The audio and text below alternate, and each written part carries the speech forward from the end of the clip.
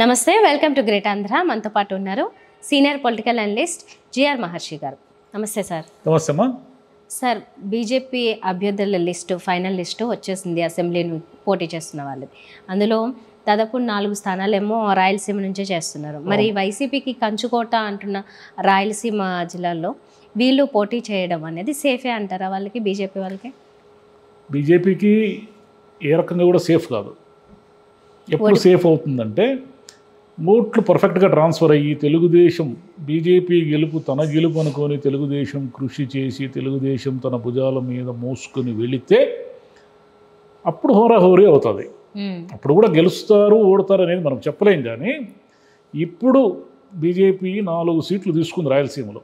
ఒకటేమో ధర్మవరం అనంతపురం జిల్లాలో, కర్నూలు జిల్లాలో ఆదోని, కడప జిల్లాలో వచ్చేసి బద్వేలు, జమ్మలమడుగు. ఈ 4 సీట్లలో బీజేపీకి పార్టీ పరంగా అయితే ఎక్కడ బలం లేదు. అయితే జమ్మలమడుగు ఆదినారాయణ రెడ్డి గారు మాత్రం స్వతహాగా నియోజకవర్గంలో బలమున్న వ్యక్తి. ఎట్లంటారా, ఆయన గతంలో టీడీపీ ఎమ్మెల్యేగా చేశారు కదా, వైసీపీలో ఉండి మళ్ళీ టీడీపీకి వెళ్ళారు కదా ఆయన. కాబట్టి వాళ్ళ కుటుంబానికి కానీ ఆయనకు కానీ వ్యక్తిగతంగా అక్కడ బలం ఉంది, అంటే ఓట్లు తెచ్చుకోగలిగిన బలం ఉంది ఆయనకి. ఆయనకి తెలుగుదేశం వర్గాలు వీళ్ళందరూ కూడా సహకరించి ఇవన్నీ తీసుకొని ముందుకు తీసుకొని పోతే ఆయన మాత్రం కొంచెం గట్టి పోటీ ఇస్తాడు.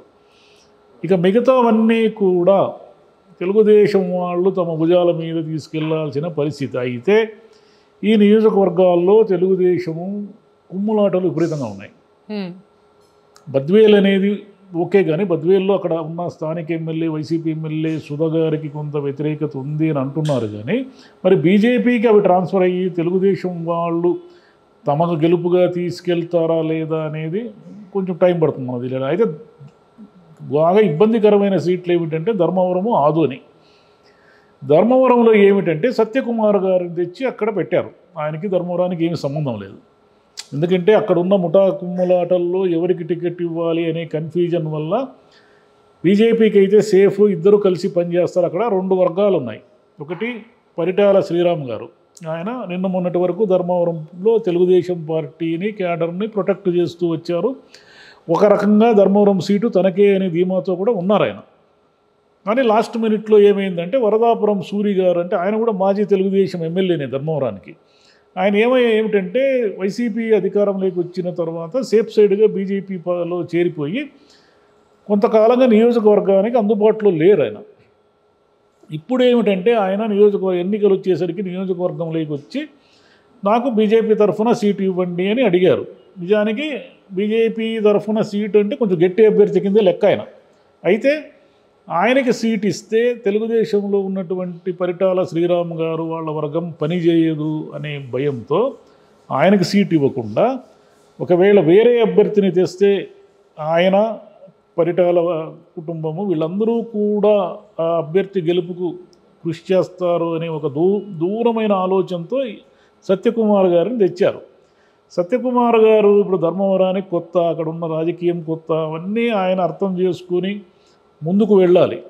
ముందుకు వెళ్ళడం అంటే ఇప్పుడు పరిటాల వర్గాన్ని సమన్వయపరుచుకోవాలి, వరదాపురం సూరి గారి వర్గాన్ని సమన్వయపరుచుకొని ఇద్దరినీ కలుపుకొని తాను ముందుకు వెళ్ళాలి. ఎందుకంటే తనకు బలం లేదు, సత్యకుమార్కి స్వతహాగా బలం లేదు, బీజేపీకి బలం లేదు.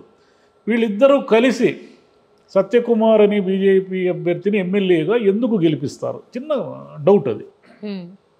వీళ్ళు ఇక్కడ ఎమ్మెల్యే కావాలని కోరుకుంటున్నారు.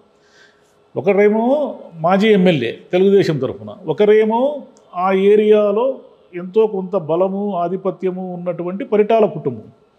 వీళ్ళిద్దరూ కలిసి ఒక కొత్త అభ్యర్థిని ధర్మవరానికి ఎమ్మెల్యేగా చేసి బీజేపీ ఎమ్మెల్యేగా చేసి వీళ్ళు తమ ఆధిపత్యాన్ని ఎందుకు వదులుకుంటారు? కాబట్టి క్వశ్చన్ మార్క్ అది. వీళ్ళు అంటే చంద్రబాబు ఏదో ఒక కొరడా తీసుకొని మోదీ గారే స్వయంగా ఆయన వరదాపురం సూర్యుని పిలిచి నువ్వు కృషి చేయాలి బీజేపీ కోసం అని చెబితే ఏవైనా కొంత స్పీడ్గా మార్పులు ఉంటాయేమో తెలియదు. కానీ ఇప్పుడున్న యాజ్ ఆన్ టుడే పరిస్థితుల్లో అయితే బీజేపీ అభ్యర్థికి అక్కడ అనుకూలంగా లేదు పరిస్థితి.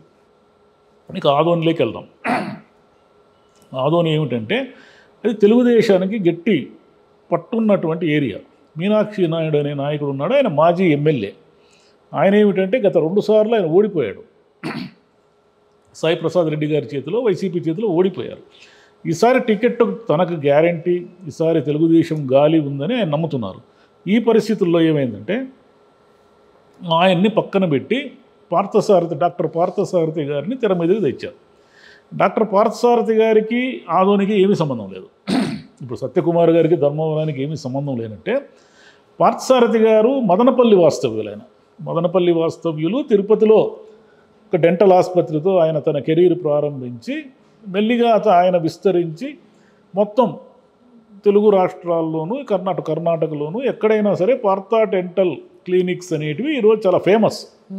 ఆయన ఆసుపత్రి ఎండీగా ప్రజలకు చిరపరిచితులే, కానీ ఆయన నియోజకవర్గం అయితే అది కాదు. మరి కర్నూలులో లాస్ట్ టైం ఆయన బీజేపీ ఎంపీగా పోటీ చేశారు. అంటే నియోజకవర్గం అయి ఉండాల్సిన అవసరం లేదు, ఎవరైనా ఎక్కడైనా పోటీ చేయొచ్చు. కాకపోతే ఏమిటంటే ఆదోన్లో ఉన్నటువంటి ప్రత్యేకమైన రాజకీయాలు ఉన్నాయి. మీనాక్షి నాయుడు అనే ఆయన ఎందుకు ఈయనకి పార్థసారథికి మద్దతు ఇచ్చి ఆయన గెలుపును తన గెలుపుగా ఎందుకు తీసుకునే అవకాశమే లేదు. ఎందుకంటే ఒకవేళ ఆయన రేపు రెబలేసినా వేయొచ్చు, ఏమైనా జరగచ్చు అక్కడ. కాబట్టి పార్థసారథి గారికి బోయ అనే ఒక సామాజిక వర్గం ఆధారంగా బీజేపీలో టికెట్ ఇచ్చారు.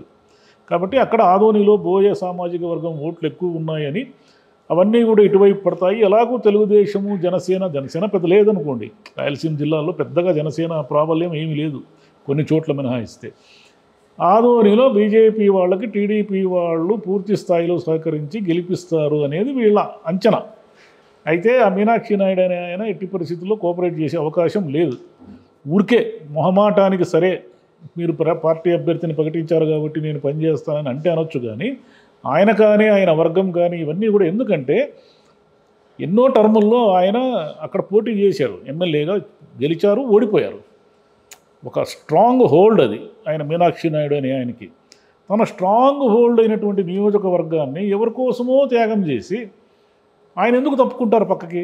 కాబట్టి తెలుగుదేశం చాలా చోట్ల ఈ స్ట్రాటజికల్ మిస్టేక్ ఏమిటంటే ఈ పొత్తులో వెళ్ళడం వల్ల పొత్తు అనేది ఆయనకి మెడకు తగులుకుంది వచ్చి చంద్రబాబు నాయుడు గారికి. ఎందుకంటే అక్కడ ఉన్న సీట్లని, అక్కడ ఉన్న తన మనుషుల్ని, తమ నాయకుల్ని త్యాగం చేయాల్సిన పరిస్థితి ఒకటి వచ్చింది ఆయనకి. ఎందుకంటే ఆయన భయం ఓట్లు చీలిపోతే మళ్ళీ వైసీపీ గెలుస్తుందని భయం.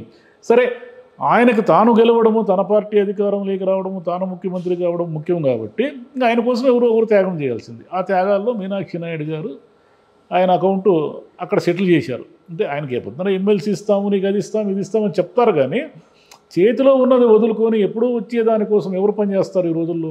అది కొంచెం కష్టం. బద్వేలు అనేది అది ఓరాహూరీగా జరిగే నియోజకవర్గం ఏమి కాదు, అక్కడ వైసీపీకి బలం ఉంది, కానీ అక్కడ బీజేపీకి అయితే ఏమీ లేదు. బీజేపీకి ఈ 4 నియోజకవర్గాల్లో కూడా బీజేపీకి వ్యవస్థాగత బలం ఏమీ లేదు. ఒక ఆదినారాయణ రెడ్డి గారు మాత్రమే బీజేపీతో సంబంధం లేనటువంటి సొంత బలాన్ని కలిగి ఉన్నారు కడప జిల్లాలో. అదొక్కటే అక్కడ ప్లస్ పాయింట్. జమ్మలమడుగు ఒక్కటే కొంచెం గట్టిగా పోటీ ఇచ్చే నియోజకవర్గం. ఈ 3 కూడా తెలుగుదేశం పార్టీ తాను భుజాల మీద ఎత్తుకొని వీళ్ళందరినీ గెలిపించే దిశగా తీసుకెళ్తుందా లేదా అనేది ప్రశ్నార్థం. అసలే అంటే ఏ ఒక్క స్థానాన్ని వదులుకోకూడదు, ప్రతి స్థానానికి గట్టిగా పోటీ చేయాల్సిన సిచ్యువేషన్. కాకపోతే అంటే వీళ్ళ ధైర్యం ఏమీ లేదు. వైసీపీకి విపరీతమైన వ్యతిరేకత ఉంది, జగన్కి విపరీతమైన వ్యతిరేకత ఉంది. మనం ఎవరిని నిలబెట్టినా గెలిచిపోతారు ఈజీగా అని ఒక దీంట్లో ఉన్నారు తెలుగుదేశం నాయకులు వీళ్ళంతా కూడా.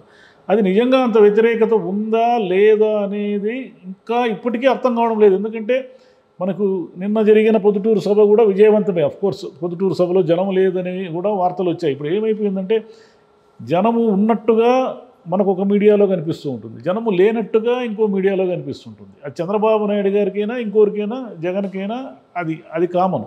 కాబట్టి అక్కడ జనం వస్తున్నారా లేరా, నిజంగా రెస్పాన్స్ ఉందా లేదా అనేది అక్కడ చూసిన వాళ్ళకు తప్ప ఎవరికి అర్థం కానటువంటి ఒక పరిస్థితి ఉంది. కాబట్టి ఆయనకి విపరీతమైన వ్యతిరేకత ఉంది అని వీళ్ళు నమ్మి ముందుకెళ్తున్నారు. కాబట్టి అది వ్యతిరేకత ఉందా, వ్యతిరేకత అయితే ఎంతో కొంత ఉంది, దాంట్లో ఏం డౌట్ లేదు. కానీ ఎంత వీళ్ళను గెలిపించే దిశగా ఉందా, ఆయన్ని ఓడించే దిశ అంత వ్యతిరేకత ఉందా అనేది మన ముందున్న క్వశ్చన్.